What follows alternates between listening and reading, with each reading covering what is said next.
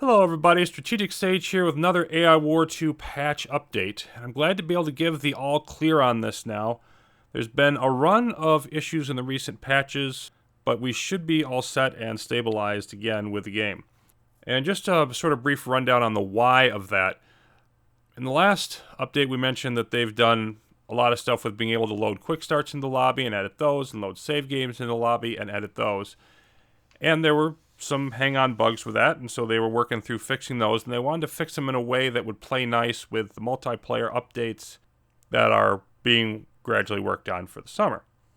And sort of the law of unintended consequences just kind of went in there. They'd fix something, and there'd be another bug, and they'd fix that, and then something else would prop up. They added the Reset to Defaults button down here. You can see we've just got a hypothetical game going on up there, and if you do that, clicks you back to the normal AI and just the player. And around that time, some of the quick starts got broken, so they fixed those. And then some old save games weren't loading properly, so they fixed that. And then there was an issue where the interface was freezing periodically, and then that was fixed. And then Outguard weren't seating properly into the Galaxy again because some of the lobby issues, they just weren't showing up at all. So they got that resolved, and then there was extra Outguard showing up, multiple copies of multiple factions, but the Outguard was really obvious. They'd have extra beacons, but if you hacked them, you'd get nothing from it. And the player faction was also actually totally missing from some of the quick starts as a side effect of some of these things. So you'd start a quick start, and your player homeworld would just be neutral, and you wouldn't be able to have anything. You couldn't control anything. You couldn't add another faction to replace it. That didn't work. So essentially quick starts were at that point unplayable. But then the most recent patch, which is 2026, called Faction Duality. So if you're double checking to make sure you're on the right stable version, right there, that resolved all of those things, knocking the last of them out.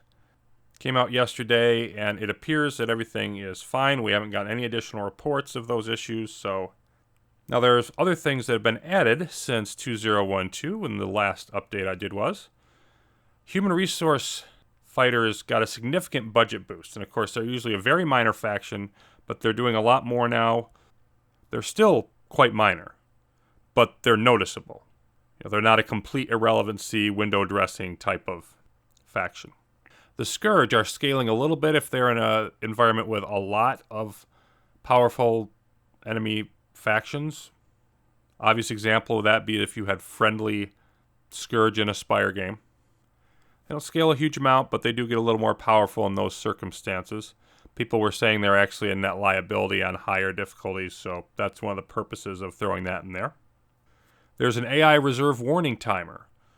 And of course, AI reserves are what pops when you do deep striking 5 or so systems away from your territory.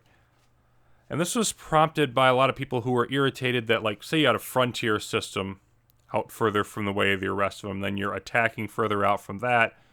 You temporarily lose that frontier system because of whatever purpose, an attack that you didn't deal with. It would activate the deep striking, because now your fleet is way into deep striking territory as the game measures it. And personally, I would prefer they left it how it was, because I think there should be consequences. But they thought a brief warning was a reasonable thing, so that is in there now. The alarm posts have been fixed.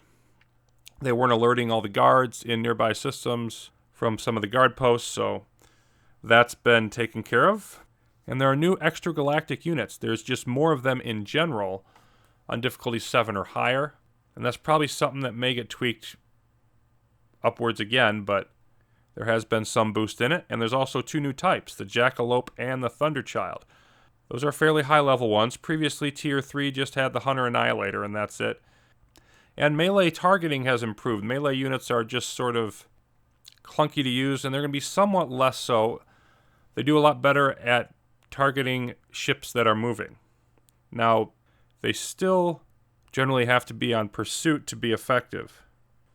That is, unless you want to micromanage them, because they don't automatically go after targets that they haven't been told to target via specific orders or the pursuit mode, letting them go on their own. But being able to hit moving targets better will still improve their effectiveness. And then there's a few other minor fixes. The regen golem had a few malfunctions that it would take taken care of, including like one regen golem could reactivate another one, which didn't make much sense. Various fixes to achievements, a lot of those relating to GOG. So if you're playing on GOG version instead of Steam, that's sort of been caught up to Steam in the achievement aspect. And better pathing for your fleets on the Galactic map. And there's one other thing that I need to mention, which is that I was made a generous offer by Arcan Games recently, and I've now been permitted to sort of be on the inside there a bit, doing some testing and feedback on upcoming things, looking for balance issues and bugs and all of that. So as I'm able, I'll be working on doing my small part to improve, particularly the Zenith Onslaught expansion coming in the summer. Now, it probably goes without saying, but I will of course not be able to discuss any of that publicly until it's been blessed by Arcan Games to announce various things. But aside from having a little bit more contribution to the game itself, it also should have me better prepared to give a quality explanation of how upcoming things work. To know those things ahead of time and get some experience with them, as opposed to, the Spire Rises expansion, where I was flying in the same blind manner as everybody else when it got released. I got it at launch and just tried to get myself up to speed on it as quickly as possible. So getting there ahead of time should, I think, benefit the community. And that's just a, full disclosure thing, because I don't want any of that stuff to be hidden. Other than having access to it early, I don't get any special treatment or, compensation or anything from them. And I think it should work out well for both parties. So that should cover it on the Faction Duality 2026 patch. I will, of course, return with more patch information as it is appropriate. Till then, thanks for watching. I'll see you later.